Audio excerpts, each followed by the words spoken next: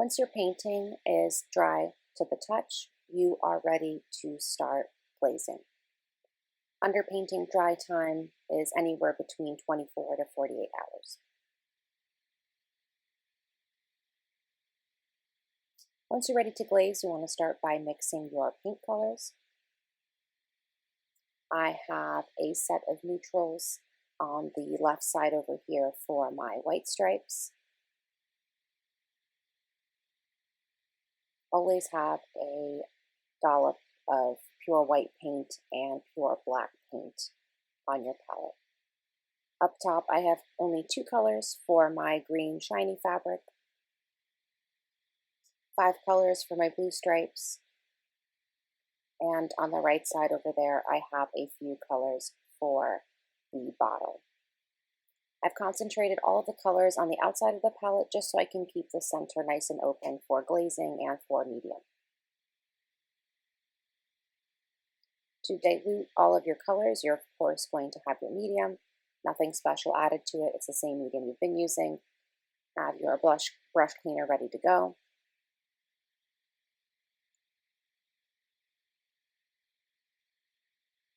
And of course your brushes. I'm using our nicer brushes here. You want a variety, so some larger brushes and some smaller brushes for detail.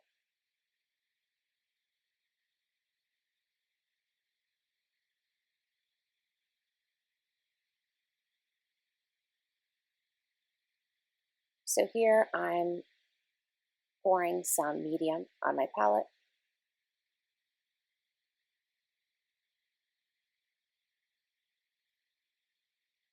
And as far as ratio of paint to medium, you want more medium to paint ratio to have a nice fluid consistency. And you can see here, it's not completely transparent, but for really light glazes, you can add more medium so the underpainting shows through more clearly. And you'll get the hang of this. You'll find the perfect mix as you're painting. But just know more medium to paint ratio than normal.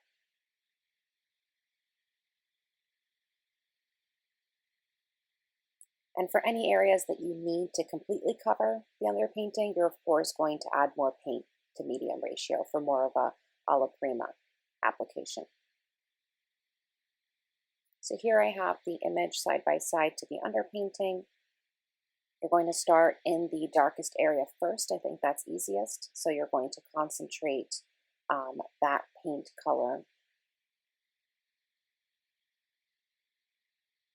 Don't be alarmed if once you start painting, the color changes a lot, especially in saturation. So here we have a dominantly orange underpainting with a blue color, right? So they're going to sort of cancel each other out. So it'll take a few layers or just working at that color a few times to be able to get that saturation back. But I'm again applying that mixture of more medium to paint ratio glaze on top and blending out with a separate brush. And you can see that you can still see that underpainting underneath, and it really does establish that value structure for us. So while I am using a darker blue, that darker underpainting is helping that process along.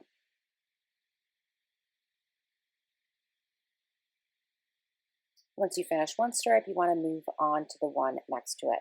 Try to avoid just filling in all the blue stripes or just filling in all the white stripes. You really want to work with one stripe next to the other so you get the same shadows falling on everything. This is the only way to really get that across and not waste your time later trying to fix things if the contrast is off. On white stripes, you'll have to do even less work. So I'm really just adding one of my neutral grays that I mixed on top of that already existing shadow, blending it out nice and soft. Any areas where you feel like you didn't, let's say, pull enough light out of, you can go in with a glaze of white. And I'm doing that with a really tiny round brush here. I'm adding a very, very fine glaze of white around the edges. Be very careful with white glaze. So you don't want to get super excited about it. It's always really satisfying adding light back in with paint. But the risk of adding too much white paint is that the temperature will be really off because our titanium white is really cool and of course the underpainting is warm, so you don't want to create a really strange mixture of those two temperatures. Try to be really sparing with that white glaze.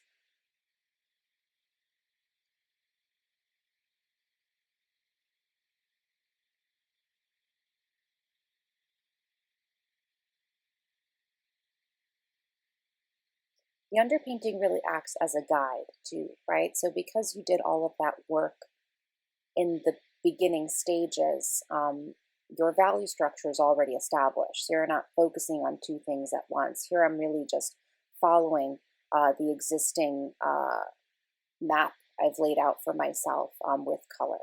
And I'm just trying to get saturation accurate and get the correct value of color on the matching value in the underpainting.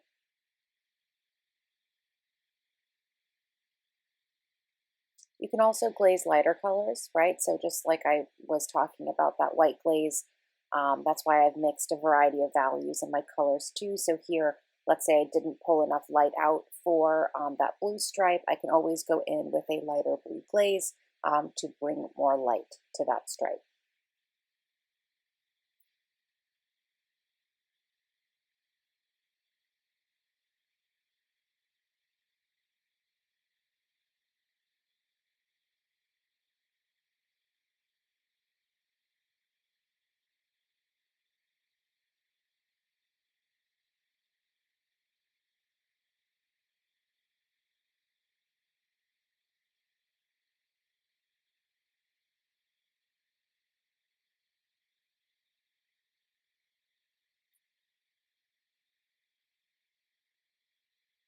As soon as you finish one fold or get far enough along in one fold, you want to move on to the area next to it. This will create good definition along edges.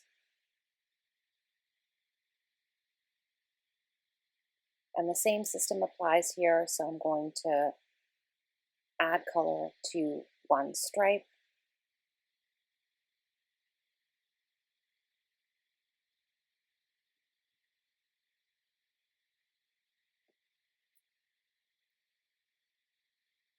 And then move on to the stripe next to it just to maintain a consistent shadow.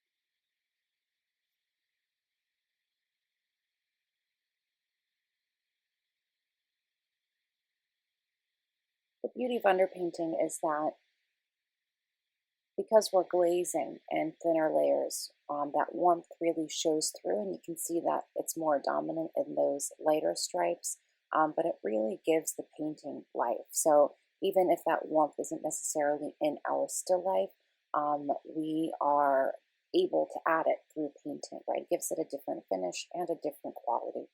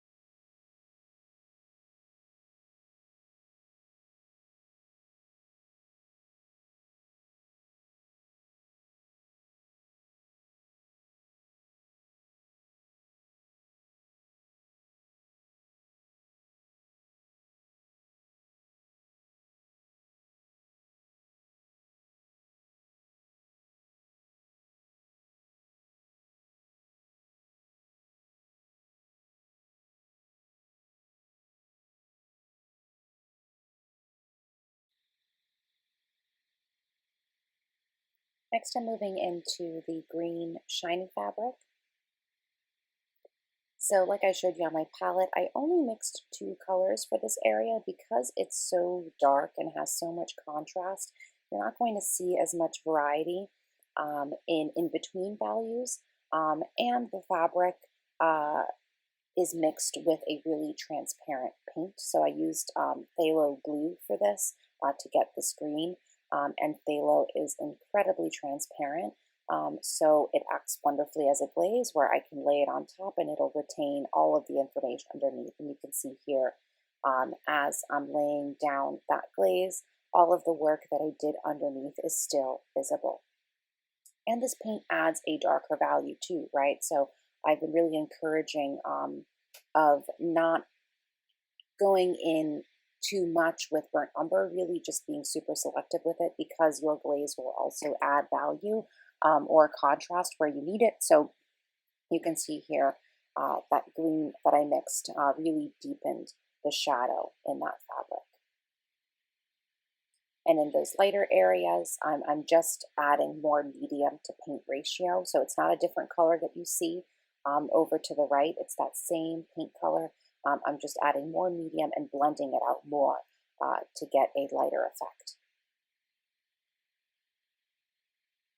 If you ever go too far with glazing, you can always dip a rag in Gamsol and wipe off the work that you did while it's still wet, right? So that's the beauty of this too, is if you make a mistake, no worries, grab a rag, grab some Gamsol, wipe off that glaze, and you can start again. Because the underpainting is dry underneath, right? So because it's completely dry, dry to the touch, you're able to manipulate all of the colors on top with no interruption to the layer underneath.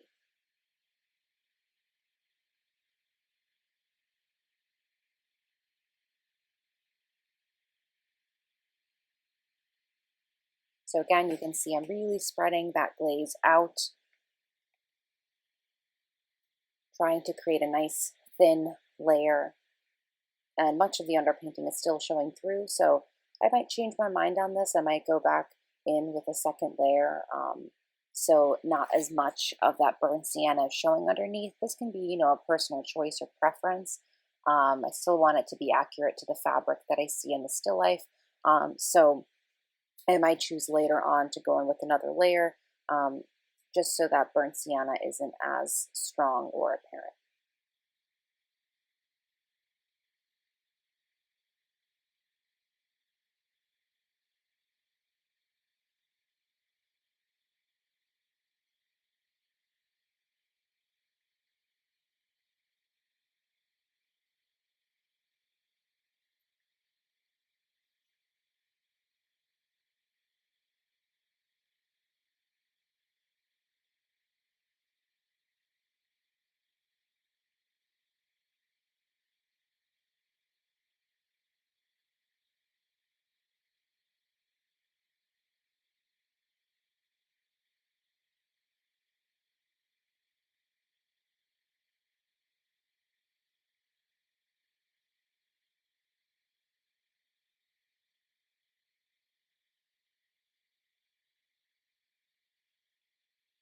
You can see whenever I'm accidentally seep into that highlight with my glaze, I'm using my rag to pull those highlights back out. I really don't want to lose those, nor do I want to resort to just adding white later on.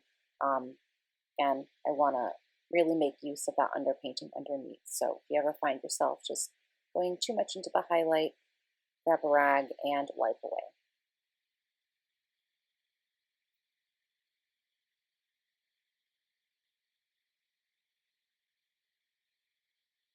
Next here, I'm going into the bottle. Again, I mixed a few different colors for this.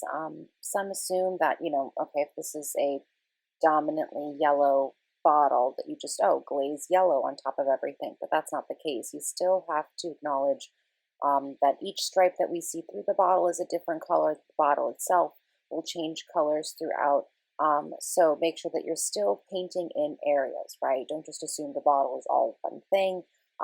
Really follow, navigate that underpainting that you made underneath, and pay attention to the different shifts of color from stripe to stripe. For the bottle, I've been really just using the round brush and my smaller flat brush here to render fine details.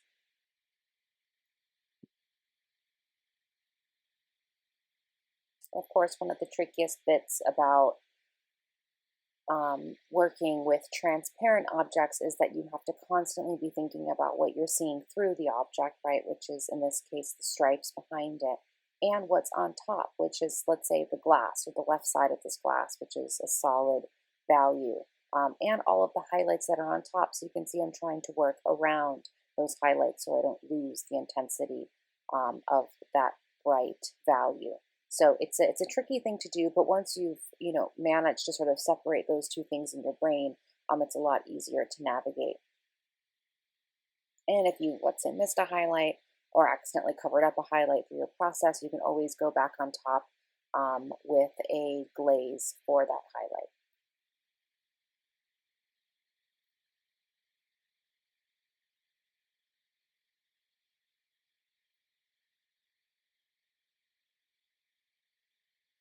So I want to mention something along the edge here.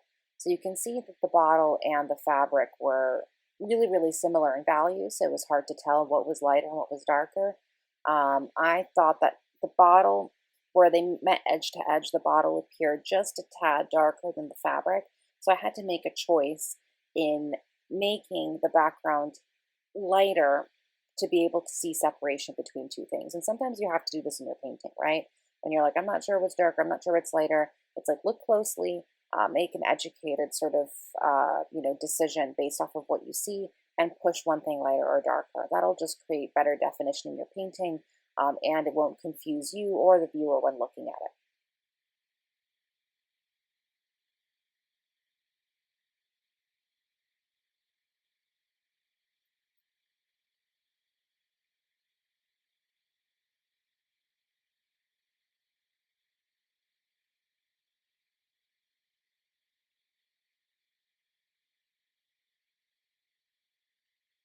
Again, you can see here I'm working around that highlight.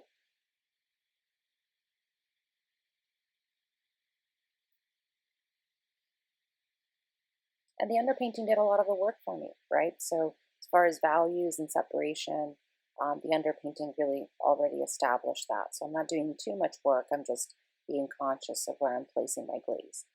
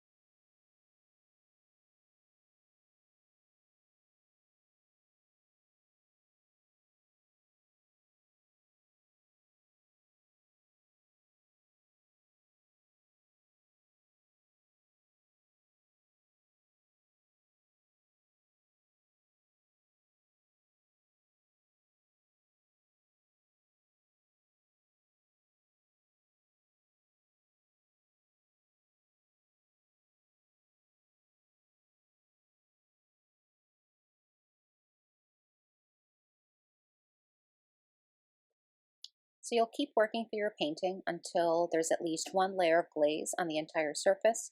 You can then go back into specific sections and do a second or third layer. And for areas that you need, let's say a thicker application, you could do that right at the end in detail and work alla prima as we have done in previous works.